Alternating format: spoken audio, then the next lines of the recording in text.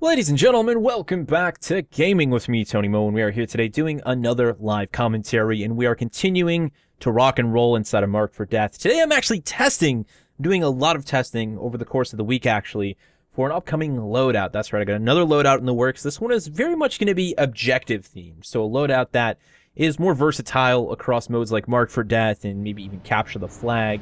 I really just wanted to build something for Marked for Death, but unfortunately, it's a mode that doesn't really stick around, that doesn't have consistent relevancy.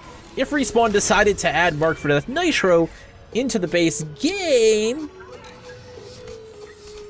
I'd be really happy. And I know that that would also make Marvin very happy, and he'd jam out on the dropship a little bit more. It's very hard to get that intro with Marvin. In fact, I think I've only heard it a couple times, so I was happy to have actually gotten that one to go down while we're doing this. So currently the loadout it's seen some changes. I guess I can talk a little bit about where this loadout's come from and where we're currently at. Man, I don't know what it is with Marked for Death, but there's a lot of guys who are really into using the Kraber in Marked for Death. In fact, I think we're actually playing against the same group of guys we just played against last match. Good kill, guys. Good kill. That guy actually came down with the Cold War on top of that Firestar right where his teammate died. Bad luck, man. So I've tried Phase Shift, and I've tried Cloak. Not saying that those things won't actually end up happening long term, but we've had a mixed bag, is, again, the best way to put it, of... We don't have a Firestar, guys. I'm trying so hard to throw out something I don't have. My aim is poop. Oh my god, I just killed myself with my own Firestar. So much fail, man. It's just my tracking is so bad with the controller lately, dude. I've succumbed to the mouse and keyboard, guys. So one of you actually posted and you're like, Tony, spending too much time with mouse and keyboard, you're getting sloppy with the controller, and I'm just like, dude, you're so right. It's not even funny, man. I don't want to talk about it, though. I'm sad about it. That was a really close fire. Sorry, somebody, whoever this is, gotta get back, man. You gotta get back. No, that was too long to kill that guy, dudes. We gotta pick up our act. There we go. We're getting it, man. One of the biggest things about playing with a... Oh, crap. We're in a really bad position, guys. We're totally gonna get tagged by that guy with the Kraber. Guarantee it. Good thing for slide hopping at a really low speed, because sometimes it's all you need to juke out your opponent. I'm gonna play a little bit more passively here. I don't want to rush in. I'm gonna let them come to me, seeing if we can't get some click cleanups. I don't know if he's pushing mid, or if he's gonna flank. Never mind. Good job. Portal Master with the cleanup. Got some dudes from the network hanging out with me inside of Marked for Death. So the whole point of this loadout is really aggression. It's called the Hunter. It's going to be called the Hunter. I don't think I'll change the name unless I come up with something that sounds more badass. But I'm okay with the Hunter right now. I think it's fitting and it's very... It explains, you know, it really does describe what this is all about, this class. So I'm probably going to stick with it, but we're going to get aggressive right now, guys. We're going to get really aggressive. They just keep using that spot to camp out, and... Yeah, I don't know. We just need more focus fire. I probably should have been a little bit more patient in the push and actually cleaned up some targets, but I was getting aggressive, you know? This is kind of like a loadout that I would typically use in Marked for Death. You know, Stim is definitely...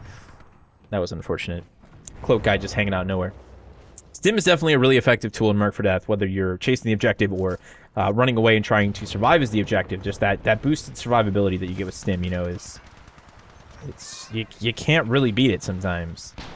Phase Shift, you know, again, good survivability, and even in an offensive push, Phase Shift can be really powerful, which is part of why I had it originally equipped. And the same thing with Cloak, the idea of sort of concealing yourself to make a push on the target, but Cloak just doesn't really work that well against seasoned pilots. I think against anyone who's played the game for more than like 5-10 hours, Cloak is pretty easy to identify as a pilot. It's, you know, supposed to be used primarily... Guy's like right behind me, and I'm just so turned around right now. We're just gonna slip onto that and live to fight another day. You know, it's used primarily up against pilots, and that was a really good pick from that guy. Unfortunate, guys. I'm like, I started trying to focus on the commentary more, and the moment I did, I just started falling apart here. They are unfortunately camping on the back of the map, which is really cheesy, but hey. In fact, I think that guy was actually glitched inside of here, it seemed like. I don't know what he was doing, but they're doing weird stuff. Anyway, I think we got the kill picked up on there. Good job, Jace. Let's go ahead and reposition ourselves for a comeback here. So the whole point of the Hunter is indeed, you know, objective play. A class that is effective at shredding enemies in close quarters and making big objective pushes, you know, whether it's running the flag or attacking the flag position. Good play, man. He did just enough damage to us that we just couldn't really get on target quick enough. That was a frustrating death, though. That was a frustrating death, man. You know, you, like, want that.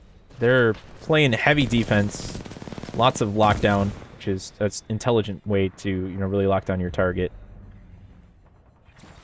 Good Mark for Death matches going on. That's the best thing I can say, right?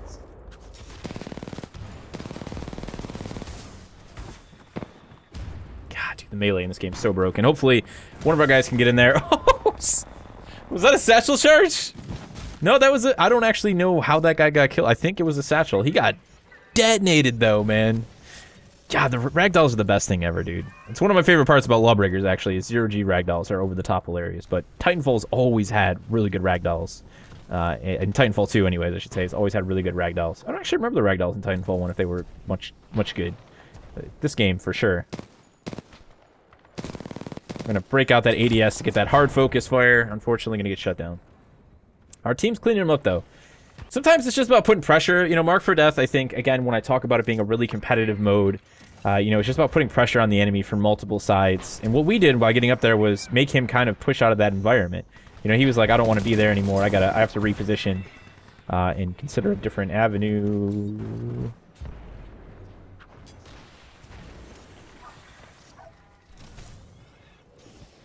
And so he did. He kind of pushed towards our enemy, towards our team, and they were able to get a good cleanup. If we can get an early kill here, that would be the best thing ever.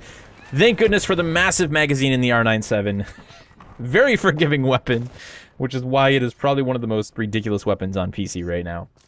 Honestly, picking this thing up on PC, you genuinely feel dirty. There's not too many weapons, I think, on PC especially, where you feel really dirty. I mean, rifles are still, like, bossa nova good. That was another close kill, guys. The thing about the R97, right? As you can see, a lot of people have been using it lately, I think, for some reason. It's a good thing. I think it's a fun weapon that is, like, really underrated on console. For some reason, not a lot of people use it. The big thing is, I was going to say, is if your aim is really on point, then you can just tear people up with this thing. I mean, you got a fat magazine. You can do a lot of damage, and in close quarters, you can shred multiple targets with this thing. It is a true, glorious, and well-honed bullet hose. And if you're good with it, man, the payoff is unreal. It was one of my favorite weapons for the longest time. And I'm happy to get back and do it for the sake of this loadout. We're going to play some heavy offensive defense for our team, though. Shut down these guys. Oh, God, dude, it was so bad, guys.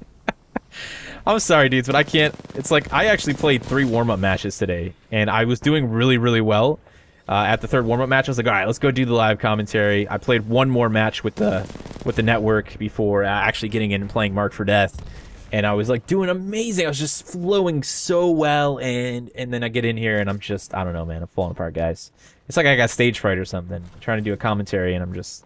My aim is, like... I've never seen somebody play on 3 sensitivity like I do and overcompensate so often. I don't even know how I'm doing it, to be honest. That was a really unfortunate melee trade as well. It's why I still stand in the camp that's flying the flag that says, kill melee. Kill it now. Alright, let's go in here.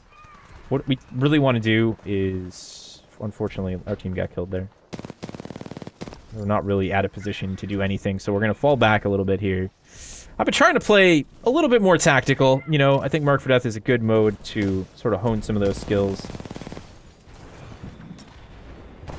Great play by them, actually. Fortunately, our team's going to get in there and clean up. I just didn't have the accuracy to aim to shut them down. The guy with the Cold War came in real fast from behind and was like, all right, let's get in here. Let's really show, you know, this team that we mean business. And he shut me down. It wasn't enough. It wasn't enough to keep their guy alive at, like, 1 HP at that point. But he shut me down. And that was, you know, considering it was 10-5, that was a really good match. They started off with a strong lead. We kind of got our schnitt together. And we started to do all right towards the end there. I mean, pretty good kills across the board. I had a lot less kills than I definitely should have had. You know, 13 kills is great. Looks like a good number. Your team won by a lot, right? But at the end of the day, the real problem there was that consistency in my aim wasn't where I needed it to be, so. Anywho, ladies and gentlemen, there you have it. Mark for Death, a sneak preview at one of the loadouts I'm testing. Again, it may not end up looking like this. When I test, I sometimes swap out entire tacticals. I'm thinking the R97 is going to stay a big part of it because I haven't really done an R97 themed loadout for the primary. Obviously, we've got a lot more flexibility with our sidearm and our anti-Titan weapons now, which is really nice. But probably going to mess around a lot with the pilot abilities. You know, power cell, killer port, probably tweak those a little bit more. Definitely look at interchanging stim and even Firestar. This is kind of just the earliest iteration of this. I usually work on the tacticals first. I'll rotate tacticals after I pick a weapon, and then I'll rotate like ordnance after that. So we'll probably end up swapping out Firestar. As much as I love my Firestar, I think there's nothing wrong with maybe trying to come up with something else. Arc grenades would be really intelligent if we wanted to go full on, like try hard, but I think I'm going to try and keep it fun, so you might see something really interesting popping up in that ordnance package. Other than that, I hope you guys are having a lot of fun in Marked for Death. You might notice in the commentary, I'm trying to focus a little bit more on the sort of live casting stuff. I think it's cool to do live commentaries and then really talk about what's happening and why someone on the other team might have done something. Look at the tactical side of Titanfall. You don't really get to see that much in attrition. You get to see that a little bit more in like Bounty Hunt. You get to see that a lot in Marked for Death and Capture the Flag. It's just those modes don't typically get played in like a live commentary public play setting. So hopefully getting some more people in from the network in to play with me every now and then, we can hop into things like Bounty Hunt a little bit more often, like Marked for Death when it's live. Hopefully always Nitro from here on out, and do sort of that micro commentary within the commentary. But don't expect this loadout anytime soon, guys. I'll spend a lot more time with it, probably at least a couple more weeks before I start to do final recording for it. So you'll probably see it sometime August. Maybe as we finally get news on the next piece of DLC for Titanfall 2. That would be really cool. Hopefully we'll get some, I don't know, another remade map that we can mess around with, and maybe even some returning modes or some tweak modes, or even maybe a new mode that Respawn hasn't told us they've been working on. Thank you guys so much for watching, and as always, remember to play smart, remember to play to challenge yourself, but most importantly, remember to play for fun.